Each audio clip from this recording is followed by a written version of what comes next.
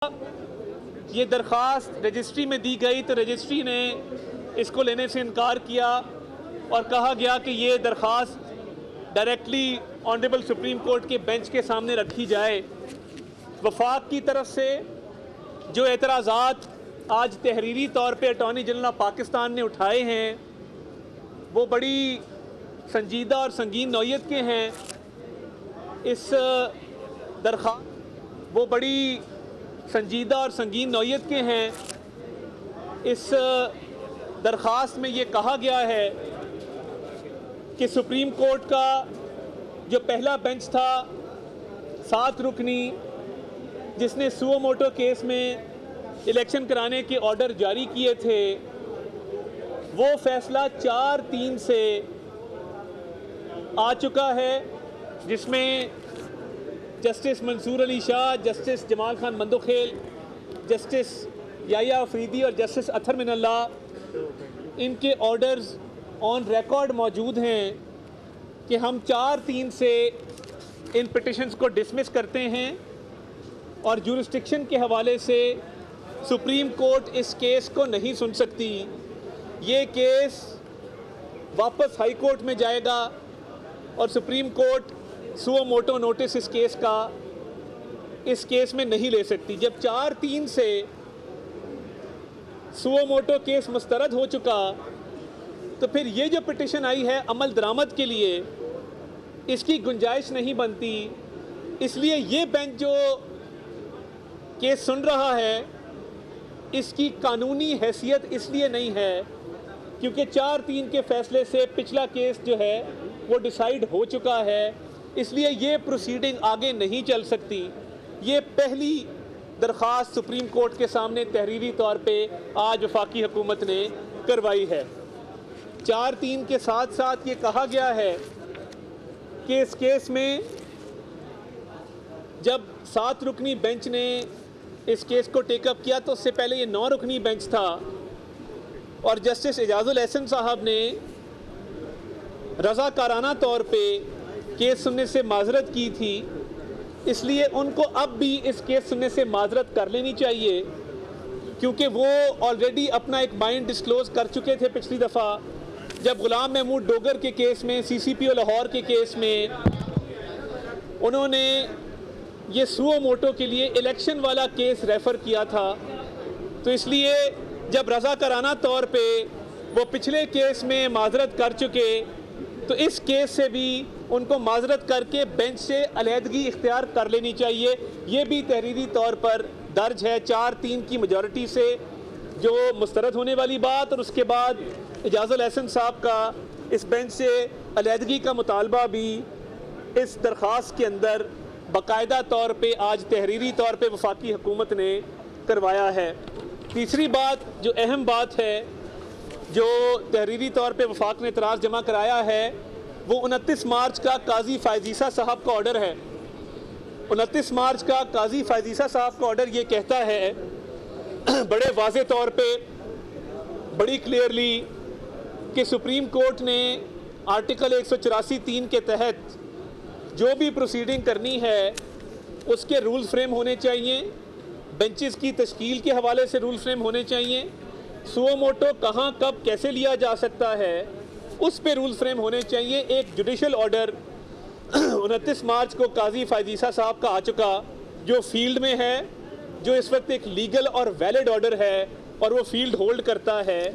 मज़ीद तहरीरी तौर पे जो एतराज़ात जमा कराए गए उसमें ये भी बात दर्ज है कि ये अमर अफसोसनाक है कि काजी फायजीसा के जुडिशल ऑर्डर को एक इंतज़ामी ऑर्डर के तहत उसकी नफ़ी की गई और ये रिवायत डलना कि एक इंतज़ामी ऑर्डर एक जुडिशल ऑर्डर को सुपरसीड करे या सेटिसाइड करे या उसकी नफ़ी करे, ये एक इंतहाई गलत रिवायत डल गई है जिसकी कानून के अंदर, आइन के अंदर कोई गुंजाइश नहीं है।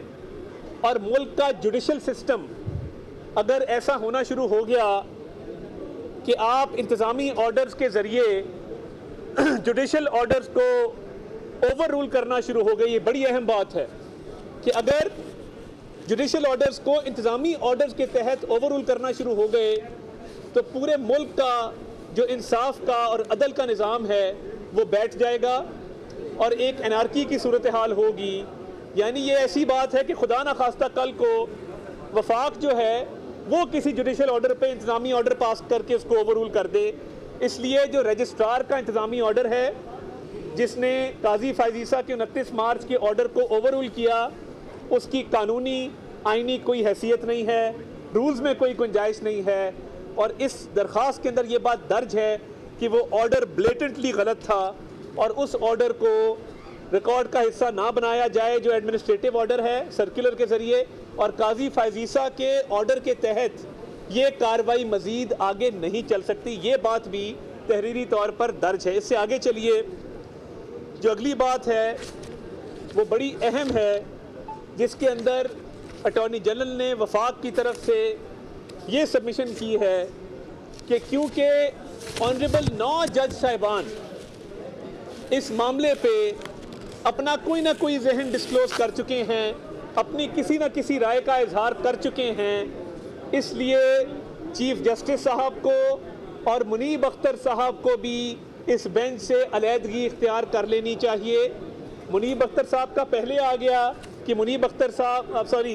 एजाज़ुल एहसन साहब का पहले आ गया कि क्योंकि वो रिक्यूज़ पिछले केस में कर चुके थे इस केस से अलहदगी इख्तियार करें, और साथ ही साथ चीफ जस्टिस और मुनीब अख्तर साहब क्योंकि वो भी इस मामले पे माइंड भी डिस्क्लोज कर चुके हैं, 4-3 का ऑर्डर भी आ चुका है, काजी फायजीसा का ऑर्डर भी आ चुका है, इसलिए इन दोनों को भी बेंच से अलहदगी इख्तियार करनी चाहिए और ये केस आगे नहीं सुनना चाहिए। इन तमाम तर बातें करने के बाद जो वफाक ने आर्टिकल 224 की बात की है वो बड़ी अहम है कि आर्टिकल 224 आइन का वो केयर टेकर का कॉन्सेप्ट देता है कि पूरे मुल्क में केयर टेकर गवर्नमेंट्स होंगी, और ये इस बात की दलील है कि तमाम मुल्क में इलेक्शंस बैक वक्त होंगे। किसी एक सूबे में या वफाक में कोई सियासी हुकूमत ना हो जो किसी दूसरे सूबे में या वफाक में इलेक्शन पर असर अंदाज हो सके या बतौर सरकार अपना इन्फ्लुएंस इस्तेमाल कर सके। आर्टिकल 224 के होते हुए गुंजाइश नहीं है कि अलहदा इलेक्शन किए जाएं, और ये बात भी इस दरख्वास्त में दर्ज है कि पंजाब असम्बली को तोड़ा गया पॉलिटिकल मोटिव के तहत और उसमें नेशनल असम्बली के इलेक्शन पर असर अंदाज होने की एक कोशिश है। तो इसलिए आर्टिकल 224 बैक वक्त इलेक्शंस की बात करता है, वो भी इसमें दर्ज है। इसमें सदर मुमलिकत की जो अथॉरिटी है उसको भी चैलेंज किया गया है और ये कहा गया है कि सदर मुमलिकत के पास ये इख्तियार नहीं है कि वो इलेक्शन की डेट अनाउंस करें, ये इलेक्शन कमीशन का इख्तियार है और इलेक्शन कमीशन ने अपना इख्तियार इस्तेमाल करते हुए डेट अनाउंस की थी और उसके बाद जब हालात देखे गए तो उसमें फिर रद्द-ओ-बदल की गई। जो 3 मेन इसमें इस्तदाएँ की गई हैं वो ये की गई हैं कि ये पिटिशन क्योंकि 4-3 से पिछली डिसमिस हो चुकी, ये केस ना सुना जाए। दूसरा, काजी फायजीसा के ऑर्डर के तहत ये केस आगे ना चलाया जाए। और तीसरा, क्योंकि तमाम जज साहिबान 9 जज साहिबान अपने राय का इजहार कर चुके, अपना जहन दे चुके, जो बाकी 6 जज साहिबान हैं सुप्रीम कोर्ट के जिन्होंने अभी तक इस मामले पे ना अपनी राय का इजहार किया है, ना इस मैटर को डिसाइड किया है, ना कोई जुडिशियल या एडमिनिस्ट्रेटिव ऑर्डर पास किया है, 6 रुकनी बेंच बाकी जज साहिबान का उन 9 को निकाल के वो तश्कील दिया जाए और जितने भी आइनी और कानूनी निकात हैं, जो 4-3 का डिसीजन है, जो काजी फायजीसा का ऑर्डर है, जो पार्लियामेंट में लेजिस्लेशन की गई है और जो जज साहिबान ने रिक्यूज़ किया है, तो जो 6 जज साहिबान हैं रिमेनिंग वो इस पर अपना माइंड डिस्क्लोज करें और वो इन पिटिशंस को सुने। हमारी ये तमाम जो दरख्वास्तें हैं जो वफाकी हुकूमत ने तहरीरी तौर पे की हैं वो आपके सामने रख दी। ये तमाम तर चीज़ें आइन, कानून और जुडिशल ऑर्डर्स के तहत हैं।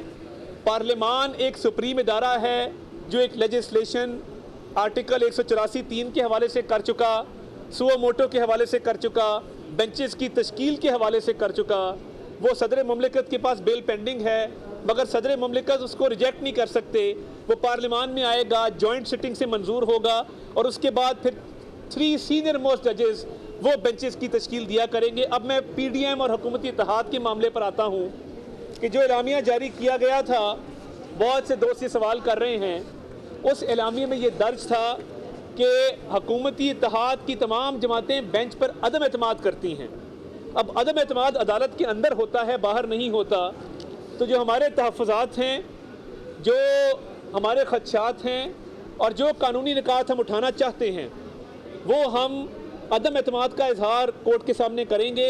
वकला वहाँ पर बहस करेंगे, बातचीत करेंगे और तमाम तर हमारी मारूज़ात वो हम कोर्ट के सामने रखेंगे, क्योंकि हमारे नज़दीक ये कोर्ट को बताना ज़रूरी है कि कानूनी तौर पे, आइनी तौर पे ये प्रोसीडिंग इल्लीगल है, ये नहीं चल सकती और इसको नहीं चलना चाहिए। इस पर फैसला आ चुका है 4/3 का, इस पर 29 मार्च का फैसला आ चुका है। अब देखते हैं कि बेंच हमारी ये जो तहरीरी एतराज़ात हैं वफाक की तरफ से, इन पे क्या फ़ैसला करता है। और हमने फ्री एंड फेयर इलेक्शन के हवाले से आर्टिकल 224 का भी हवाला दे दिया है।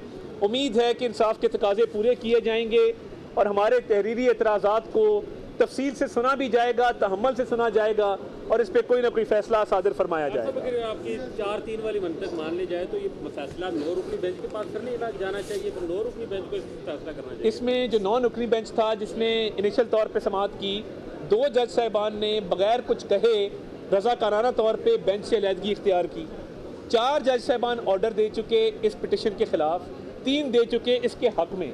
हमारी इस्तदा ये है कि 9 जज साहिबान ऑलरेडी इस प्रोसेस का हिस्सा हैं। पीछे 6 जज साहिबान बचते हैं जिनको ये कानूनी निकात के ऊपर कोई ना कोई फैसला अपना देना चाहिए। अच्छा सर, आप लोग इलेक्शन जो है वो अब मुंह मोड़ रहे हैं, इलेक्शन की जानिब क्यों अवाम में जाए, अवाम आपको इलेक्शन में जाना चाहिए और जाएंगे। इलेक्शन कैंपेन का आगाज़ मरीम नवाज शरीफ साहिबा कर चुकी, खुडियाँ का एक तारीखी जलसा आपने देख लिया, मगर ये नहीं हो सकता कि 63A की गलत तशरीह करके सुप्रीम कोर्ट ने की कि मुनहरिफ अरकान वोट जो डालेंगे वो गिनती में शुमार नहीं होगा। एक गुनाह की 2 सज़ाएँ कि आप अपनी सीट से भी जाएंगे, आपका वोट गिनती में शुमार भी नहीं होगा, और फिर पार्टी हेड की जगह पार्लिमानी पार्टी को डाला गया। तो PTI की गवर्नमेंट तो पंजाब में 63A की गलत तशरीह से बनी, वरना हमारी हुकूमत होती। ये सारी स्कीम ऑफ थिंग्स, ये ज़बरदस्ती है।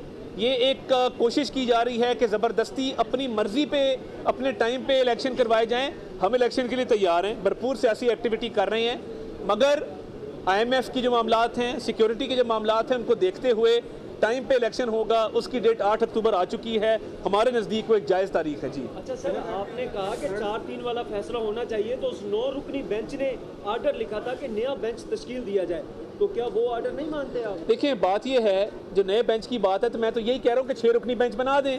सर वो 6 रुकनी बेंच का ये होगा कि जो तनाज़ात खड़े हुए हैं और जिस तरीके से एक इख्तलाफ राय कोर्ट के अंदर पाई जाती है कि कोर्ट बुरी तरह तकसीम है, कोर्ट के अंदर तनाज़ा है।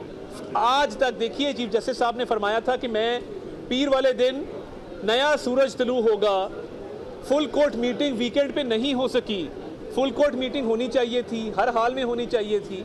तो इसलिए मैं ये समझता हूँ कि ये 6 रुकनी बेंच बेहतर फैसला कर सकता है। तारिक साहब, बाहर तहरीक इंसाफ और मुस्लिम लीग नवाज दोनों के वकला आमने सामने हैं, क्या तारीख को दोहराते हुए एक बार फिर से सियासी जमात सुप्रीम कोर्ट पे चढ़ाई कर? नहीं, देखिए, चढ़ाई का तो कोई ना सवाल पैदा होता है, ना मेरा ख्याल है इसका कोई खदशा है। वकला मौजूद हैं, पढ़े लिखे लोग हैं, अपनी अपनी बात करेंगे। हमारे भी वकला हैं, उनके भी मौजूद हैं।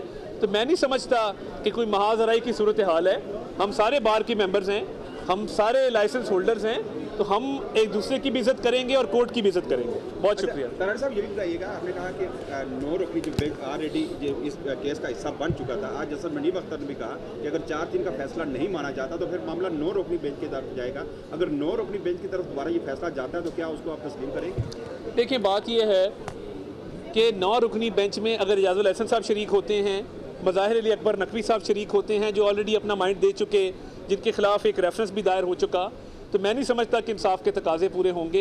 इजाज़ुल हसन साहब को तो खुद ग्रेस शो करके यहाँ से रिक्यूज़ करना चाहिए था।